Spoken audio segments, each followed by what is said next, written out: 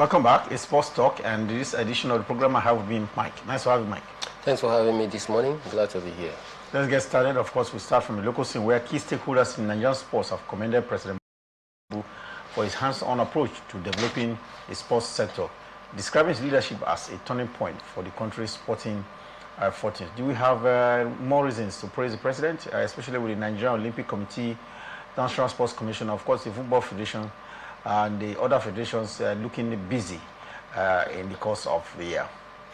Yeah, I think we have every reason to praise Mr. President for his efforts in terms of sports development. You could also understand or recall that through his time in office, we've been able to see massive, increment in terms of budgetary allocation for sports. Then again, under his regime in 2025 alone, we've seen a Nigerian athlete amassing a total of about 375 medals in all competition. We've seen massive release of a fund timely to enable the sporting sectors to boom. So for me, I think the stakeholders, they are not wrong at all, in what Mr. President is doing, as he's fast-tracking the process of trying to better our sporting ecosystem, which for me I think is good because it's going to pull the youth off the street. Just his time in office alone, we've seen about 140,000 Nigerians gainfully employed via sport, which for me I think is key to economic development. Well, it looks like a good scorecard there for the president in the course of 2 years, and look in terms of quality of employment and of course increase in budgetary education, like you mentioned there, and of course the in the sports sector. We hope that there could be more improvement in the course of the year 2026. Meanwhile, we return back to actions in terms of individual athletes, where Nigeria's teenage hurdler Jared Ejesian says he is already focused on further improvement despite producing a historic performance at the French Championship that took place at Val-de-Rue, where he set a new world record of the under-18 best in the 60 meters hurdle. 60 meters hurdle, clocked in 7.43 seconds in the last weekend's final, shows that the star could be better than what we've seen of Zasha Shohei way back in 2019. Definitely. Jared is one rising star that we need to watch out for. Shasha set a record, but that came under in 2000. Seconds disparity, right? And this under 16 Shasha and you take a look at the time difference of seconds, about Jared set a record of 7.43 seconds, while Shasha set a record of 7.48. 5 seconds disparity, and that is to tell you how massive Jared displayed. And the champion mentality is, for me, immediately after that record breaking activity. I quickly move on. When he was being interviewed about it, he said no, he doesn't even care about the record. He's focusing, competing competitively in the next activity, and that is the champion mentality for me. A great one for her, and I think a great future for Nigeria. How is this athlete now being reached? For me, conditioning of such an athlete is key. Definitely. We keep talking about conditioning and proper attention being paid to our athletes, especially for these young ones who still have so many things to learn, so many roads to. I think conditioning and proper attention is key for we to actually get the best of some of these younger talent. You might say, those matured one, maybe because of their professionalism, there are certain things that you don't need to tell. But however, these things, under age, they still need more, attention. Conditioning is key for we to properly harvest the innate ability, that he possesses. Nigerians based abroad are doing the country proud. One of them has to do with a decathlon athlete that turned out to be one of the brightest at the weekend. Yeah, I think it's another thing. We talked about conditioning and management of athletes.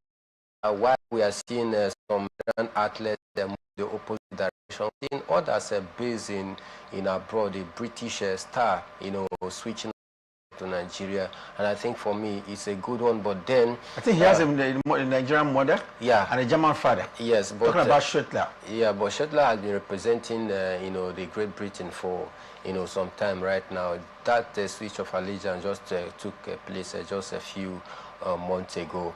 I was saying that some of our athletes are moving to the opposite direction, switching allegiance to other, while we are having, some of the younger talent as well, to coming back to Nigeria. Which for me, I think is good, a great one. But then you talk about the welfare, the care, which is one thing that is lacking. Sometimes when they are active, nobody really, pay attention to the long-term legacy of what they bring to the table. They are only being catered for at the primary time where they are still active. What about when they are aging? What about when they have retired? What about when injury set in? He's not just heptathlon, he's had a very good jump in the long jump as well, 7.39 meters. True. And I think for me it's a great one. They say stitching in time saves. Now the earlier we start making proper arrangement for it to, foster the legacy of our athletes, even when they are still alive, it is key. Sometimes money alone is good, but then money alone cannot just, serve everything. There is a way and manner you respect and treat, an athlete. I mean, that person will never forget the Athletic Federation. But then, I think a lot need to be done so that we can be able to retain some of these Nigerian decent athletes. Well, what do you say? Issues of life. While some Nigerians with, let's say, the Nigerian blood, based abroad or born abroad are, switching allegiance to compete for Nigerians. Those that were born here in Nigeria are switching allegiance to compete for foreign countries. Of course, remember the favor issues only recently. But Choma Juma, one Nigerian who stayed, he had competed and won world medal for Nigeria, says unless he relocated abroad has to do with poor welfare system and, of course, a lack of security for these athletes while they compete. She should know what she's talking about. Choma Juma, of course, a renowned Olympic champion for Nigeria. Definitely. She knows what she's talking about. He who, wears the shoes, know where it pinches. She has worn the shoes before, and she has garnered all the required experience. So when she's speaking from a point of, one who has been in that very position before. And I think for me, just like what I said a few months ago, that welfare is the key problem. Many times our athletes don't even intend to, stay put here to represent their country, not necessarily for monetary sake as well, but other things that need to be, done. So when she speaks, we should take it very serious, and I hope that the Athletic Federation of Nigeria, they're also, putting their ears on ground to, at least take one or two lessons from this, a statement from Choma Juma. Well, Choma Juma asking for post-career support, asking for medical facilities and a proper structure to manage athletes before, during, and after their career. And I think she knows exactly what she's talking about.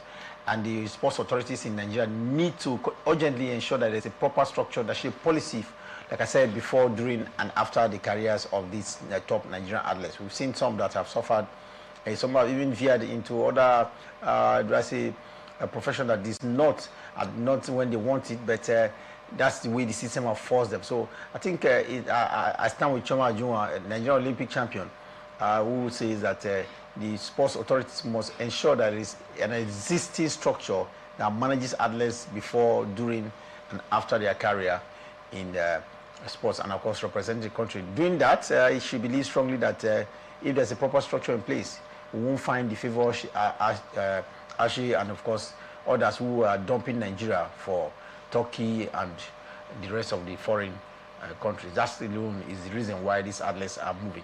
Quickly, let's get to more interesting athletic story for Nigeria, because fencing sensation Inokosi Bro has achieved a historic milestone, becoming the first Nigerian ranked among the top 10 junior fencers in the world. This is good achievement if you ask me, because by the latest rankings released by International Fencing Federation, placed the 18-year-old in the 10th position in the men's Isabella junior category.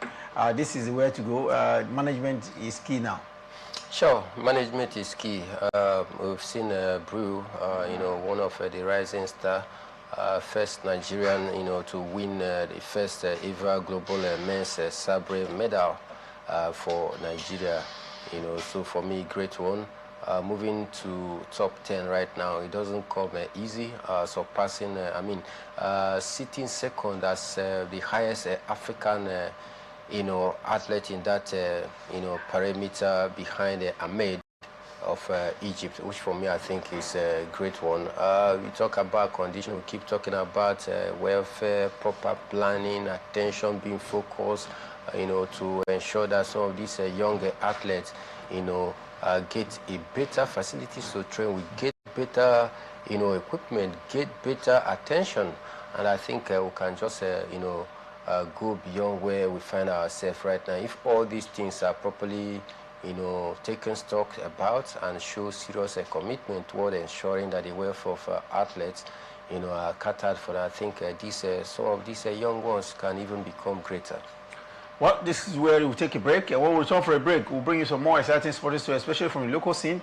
We'll take a look at the latest development coming from Benin City. The second edition of the Niger Delta Games is ongoing there. And we'll look at how the medal table looks like as we speak. And we'll go into International Boxing Federation, where we've seen the #1 position go the way of a Nigerian for an interesting bout that is coming up. And in football, wow, Arsenal, do I say, return back to winning ways at the weekend. When we return from a break, there's a lot more, especially coming from European football. Stay with us.